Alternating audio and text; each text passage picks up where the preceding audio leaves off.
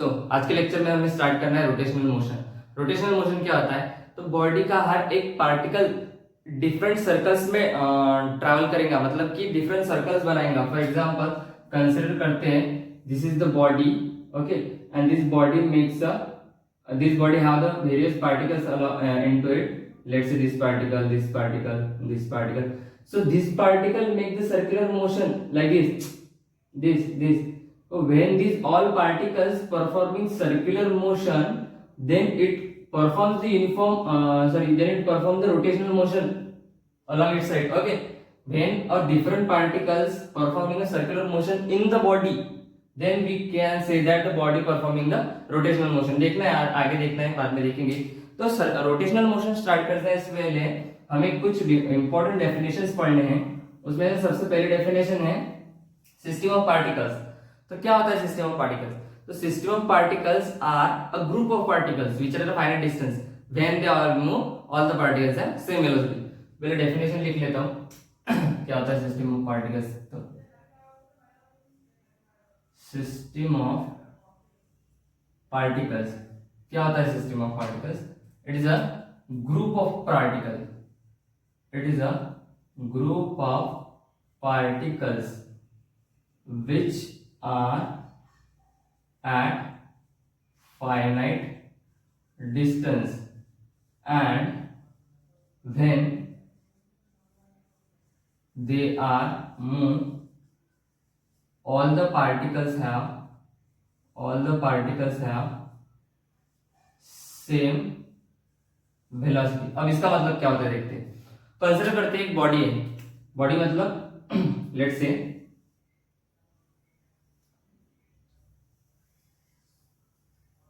this is the rigid body, okay, and this rigid body also consists of various particles into it. बहुत सारे particles होंगे इस body के अंदर, बहुत सारे, मैंने कुछ गिने चुने निकाले। तो ये पार्टिकल के पास कुछ ना कुछ वेलोसिटी होंगी, ये किसी एक तो भी डायरेक्शन में जा रहे होंगे। फॉर एग्जांपल ये पार्टिकल जा रहा है इस तरफ, ये पार्टिकल जा रहा है इस तरफ, ये जा रहा है इस तरफ, ये जा रहा है इस तरफ, इस तरफ, इस तरफ, इस तरफ, इस तरफ, इस तरफ, इस तरफ। तो ये पार्टिकल्स एक सेम डायरेक्शन में ट्रैवल करेंगे और इन सबकी वेलोसिटी सेम होगी। इन सबकी वेलोसिटी मतलब ही इन सब की जो मैग्नीट्यूड रहेंगी वो और इन सब की डायरेक्शन रहेंगी वो दोनों सेम रहेंगे। फॉर एग्जांपल अगर पार्टिकल इस डायरेक्शन में जा रहा है तो ये पार्टिकल भी उसी डायरेक्शन में जाएगा और ये एक फाइनाइट डिस्टेंस में ट्रैवल करेंगे। ये पार्टिकल है ना, इस पार्टिकल्स, इन दोनों पार्टिकल के बीच में का डिस्टेंस फॉर एग्जांपल कंसीडर करता हूं मैं आर है, तो इन दोनों के बीच में का डिस्टेंस भी आर होगा, इन दोनों के बीच का डिस्टेंस भी आर होगा, बराबर है ना। तो सिस्टम ऑफ पार्टिकल्स ये क्या होता है? Group of particles. ये बहुत सारा ग्रुप होता है पार्टिकल्स का which are at a finite distance from each other and when they are move all the particles have same velocity. एक फाइनाइट डिस्टेंस पे होते हैं एक दूसरे से, और अगर मैं इस पार्टिकल को हिलाऊं, अगर यहां से यहां ले जाऊं, तो यहाँ इस पार्टिकल की वेलोसिटी भी इसकी तरह ही रहेंगी, all the particles have same velocity. तो this is all about the system of particles, ठीक है। इसके बाद बॉडी क्या होता है? तो बॉडी ये ग्रुप ऑफ पार्टिकल्स ही होता है जिसमें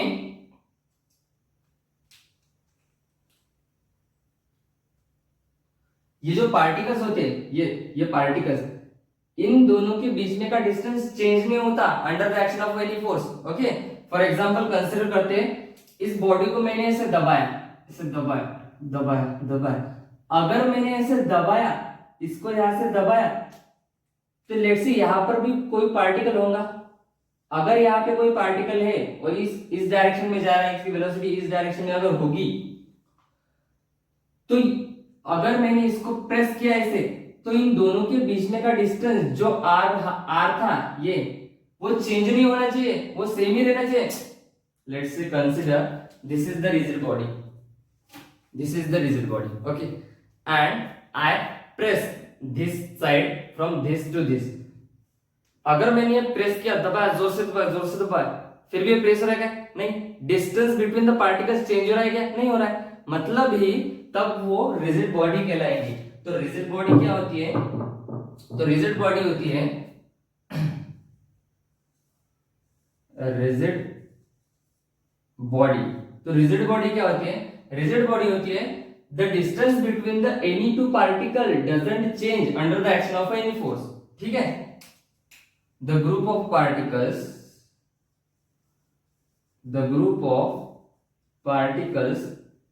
in which the distance between any two particles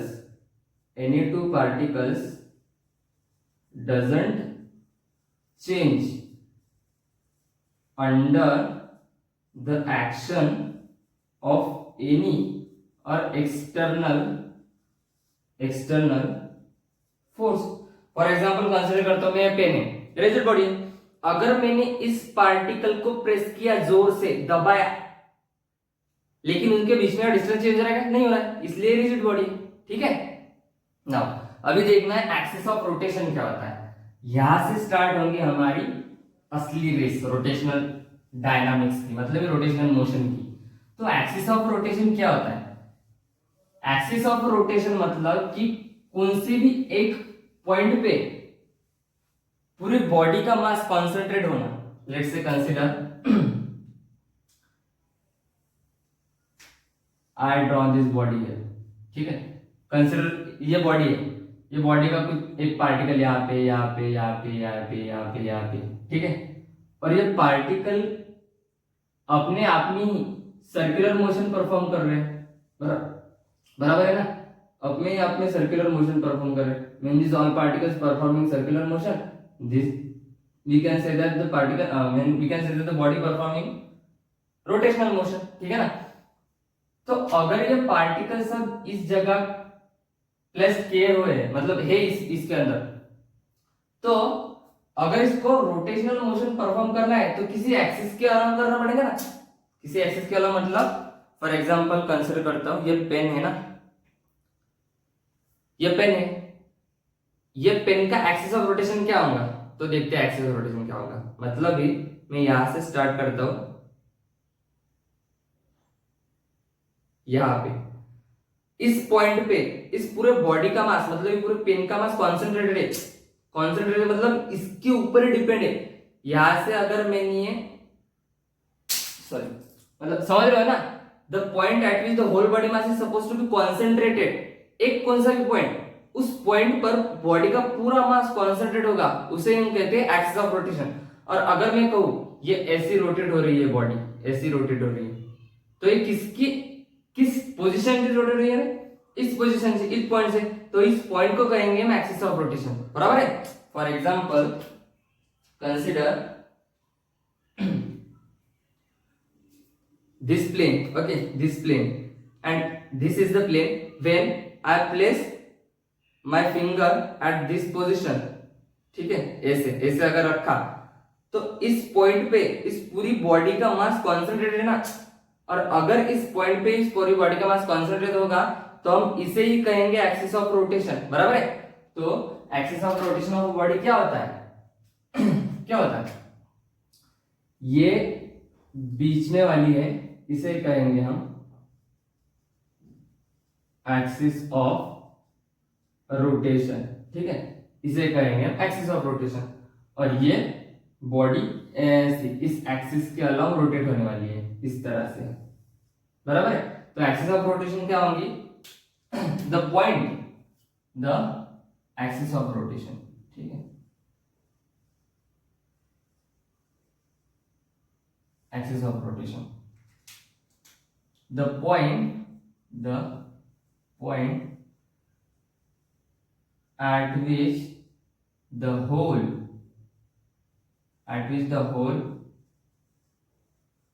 body mass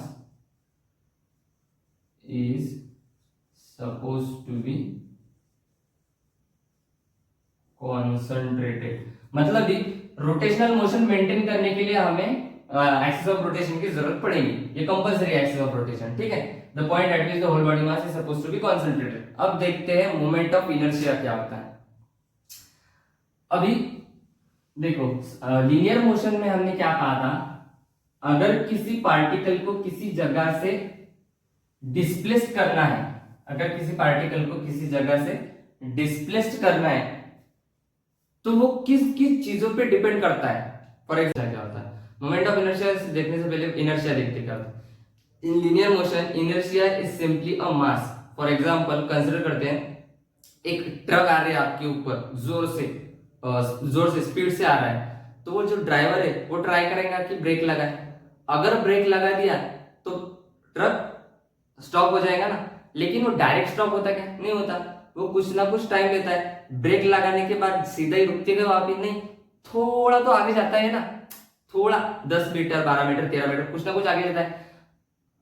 वो क्यों होता है, तो वो इनर्शिया की वजह से होता है, मतलब ही मास की वजह से होता है। कंसिडर ये ट्रक है और ये ट्रक का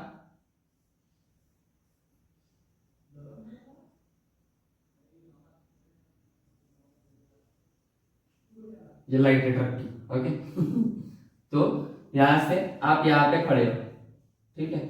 अब यह सोच रहे हैं इतना बड़ा आदमी इतना सा छोटा ट्रक कैसे जनरल, तो ये ट्रक आपके ऊपर जोर से स्पीड से आ रहा है, लेकिन अगर इस ड्राइवर ने यहाँ पे ऐसे ब्रेक लगा दी, यहाँ पे अगर ब्रेक लगा दी, for example this is the road surface, और ब्रेक अगर इस पॉइंट पे लगा दी, इस पॉइंट पे, लेकिन ये ब्रेक इस पॉइंट पे लगाने के बाद यही पे रुकता क्या ट्रक, नहीं रुकता ना, ये थोड़ा सा रुके आगे जाएगा और यहाँ पे जाके रुकेगा। यहाँ पे क्यों रुकता है, क्योंकि जो फोर्स है, जो इसने फोर्स अप्लाई किया, वो डिपेंड करता है मास और एक्सेलरेशन के ऊपर। मतलब भी F is equals to mv। तो F is equals to mv मतलब mass, sorry F is equals to mass into acceleration ma। तो मास के ऊपर डिपेंड करता है, एक्सेलरेशन के ऊपर डिपेंड करता है। मास के ऊपर डिपेंड करेगा मतलब कि इस पूरे ट्रक के ऊपर डिपेंड करेगा। फॉर एग्जांपल दूसरा एग्जांपल लेते हैं। मैंने सर्कुलर मोशन में पढ़ाया था, एक circular motion centripetal force maintain करने के लिए एक छोटा बछड़ा लेते हैं, वैसे सर्कुलर मोशन करता है, ठीक है, मतलब ऐसे ऐसे ऐसे फिरता है, सर्कुलर मोशन मेंटेन होता है उन टेंशन या स्ट्रेन की वजह से, ठीक है ना। तो वही छोटा बछड़ा है, तो छोटे बछड़े को अपन आराम से अपनी गोदी में उठा सकते हैं, बिल्कुल उठा सकते हैं। लेकिन उसको माँ, अगर उसकी माँ को उठाना हो तो उठा सकते क्या, क्यों, क्योंकि वजन है, तो मास पे डिपेंड करता है। लीनियर मोशन में जब भी कोई पार्टिकल को फोर्स करना होता है, मतलब कि उठाना होता है, फॉर एग्जांपल उस बछड़े को उठाया, फोर्स अप्लाई किया, तो उस बछड़े का मास कितना है, कम है, फॉर एग्जांपल होगा कुछ तो भी होगा ना, तो मास कितना है, कम है। लेकिन उसी की जगह उसके अगर माँ को उठाने की ट्राई की, कोशिश की, तो एक इंसान की हेल्प से वो पॉसिबल है क्या, नहीं, क्यों, क्योंकि उसका मास ज्यादा है। तो in linear motion we can say that the mass plays a role like a inertia, mass inertia का रोल प्ले करता है। बट इन रोटेशनल मोशन में मोमेंट ऑफ इनर्शिया मास का रोल परफॉर्म करता है। लेट्स से कंसीडर ये force is equals to mass into acceleration. तो हमने देखा था लीनियर मोशन में और रोटेशनल मोशन में, ठीक है।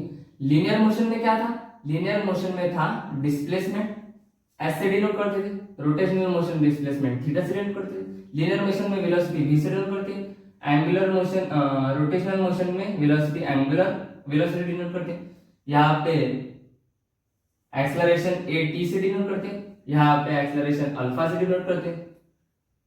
तो theta is equals to S R था, यहाँ पे v is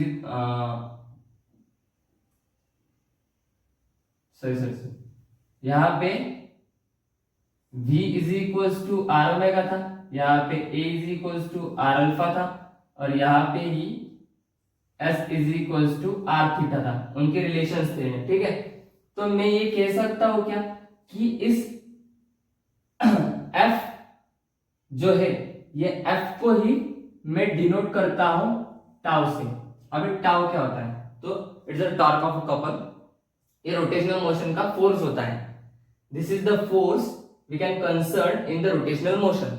so this tau replace the force in rotational motion को, और इस एमए को, दोनों एलएचएस और आरएचएस को आर से मल्टीप्लाई करता हूं, तो R F equal to MAR ऐसा हो जाएगा, और RF इक्वल टू M जैसे का तैसा A।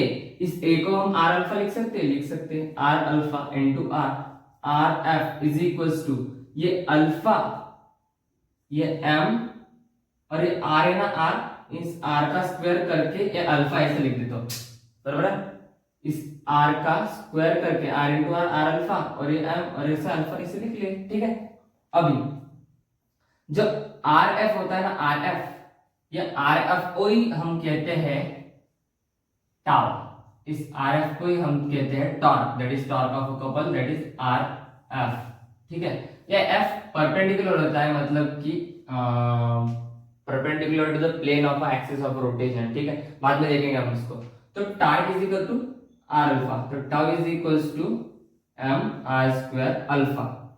तो ये MR स्क्वायर होता है ना, यहां से हम क्या देखते हैं, इस फार्मूले से इक्वेशन नंबर 2 और इस फार्मूले से इक्वेशन नंबर 1 हम क्या देख रहे हैं, तो ये M है ना यम, ये यम हम का काम कर रहा है यहाँ पे, मतलब कि यम R स्क्वायर का काम कर रहा है। और मोमेंट ऑफ इनर्शिया क्या होता है, when the particle performing a rotational motion along the axis, the moment of inertia of a body along this axis of rotation is given by I, इसे ही हम I कहते हैं। ये क्या होता है, ये होता है मोमेंट ऑफ इनर्शिया, कौनता शिया, मोमेंट ऑफ इनर्शिया। तो ये होता है MR square along the axis of rotation. तो in rotational motion moment of inertia plays the same role as the mass plays in the linear motion, ठीक है। तो मोमेंट ऑफ इनर्शिया की एक लीगल और परफेक्ट डेफिनेशन लिखेंगे। क्या होता है मोमेंट ऑफ इनर्शिया, तो कंसीडर करते हैं एक रिजिड बॉडी है, और इस रिजिड बॉडी के पार्टिकल्स यहाँ पे ऐसे घूम रहे हैं, ठीक है, और ये एक्सिस ऑफ रोटेशन है। इस एक्सिस के अलावा particle linear uniform rotational motion करेंगे, ठीक है। तो ये पार्टिकल फॉर एग्जांपल इस पार्टिकल का मास m1 है, इस पार्टिकल का मास m2 है, इसका m3, इसका m4, इसका m1 m2 मतलब मास और मास तो नहीं है, मास है उसका, ठीक है। और ये डिस्टेंस है, ये डिस्टेंस r1 होगा, ये डिस्टेंस r2 होगा, ये डिस्टेंस r3 होगा, r4 और ये rn होगा, rn है, हाँ, ठीक है। सो मोमेंट ऑफ इनर्शिया क्या होता है, moment of inertia that is I। तो क्या होता है moment of inertia, for the body performing a rotational motion along its axis of rotation, इस एक्सिस ऑफ रोटेशन के अलग रोटेशनल मोशन परफॉर्म करेंगे, having mass m and a radius from axis of rotation is r, then moment of inertia is the sum of product of mass and its distance and square of its distance from axis of rotation. मतलब है कैसा होगा, तो ये होगा ऐसा, I is equals to MR square. ये I is equals to MR square है ना, तो इसमें कैपिटल में भी लिख सकते हैं MR स्क्वायर। तो I is equals to MR square है ना, ये M तो एक पार्टिकल के लिए होगा ना, हमें पूरे बॉडी के लिए चाहिए मोमेंट ऑफ इनर्शिया। तो पूरे बॉडी के लिए कैसे निकालेंगे, तो लिखते हैं for a body performing rotational motion rotational motion let m1 m2 m3 dot dot dot dot dot mn be the mass of a particles performing rotational motion and r1 r2 r3 dot dot dot rn be the distance of particles of n number of particles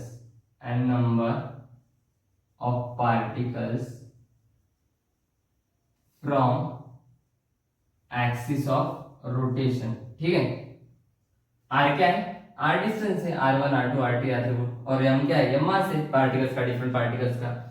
तो the moment of inertia of body, the moment of inertia of a body is given by of a rigid body. क्या होगा, I is equal to, ये total I है पूरे body का, तो ये होगा I1 plus I2 plus I3 plus dot dot dot dot dot plus IN। ये देखो क्यों, ये I इस बॉडी के लिए, इस पार्टिकल के लिए, ये I2 इस पार्टिकल के लिए, ये I3 इसके लिए, I4 इसके लिए, IN इसके लिए, लेकिन टोटल क्या होगा, तो टोटल I रहेगा। तो I is equals to I1 मतलब ही M1R1 square, I2 M2R2 square plus dot dot dot plus MNRN square, बराबर।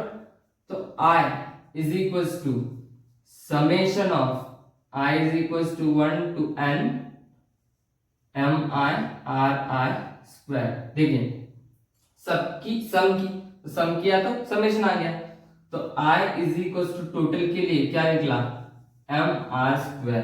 तो ये रहेगा total moment of inertia of whole body. ठीक है, so this is all about the moment of inertia. अगले lecture में हमें देखना है significance of moment of inertia और difference between inertia and moment of inertia. ठीक है।